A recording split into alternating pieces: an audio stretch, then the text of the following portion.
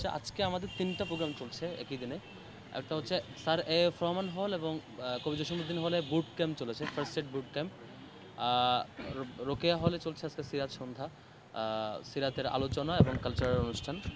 এটা একটা ব্যর্থতাও যে হচ্ছে আয়োজনটা আমাকে প্রথম বলতে হচ্ছে যে রোকেয়া হলে প্রথমবারের মতো হচ্ছে, বা ইউনিভার্সিটি হল পর্যায়ে এরকম আয়োজন ইতিপূর্বে হয় নাই।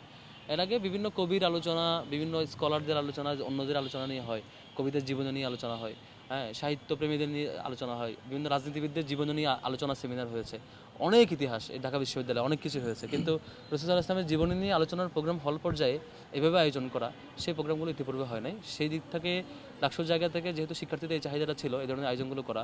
এর আগে জগন্নাথ হলের যে হিন্দু ভাইদের যে ধর্মীয় অনুষ্ঠানগুলো, সেই উপলক্ষ কালচারাল অনুষ্ঠান আমরা ডাকসুর পক্ষ থেকে করেছি, এটা আমরা জারি রেখেছি।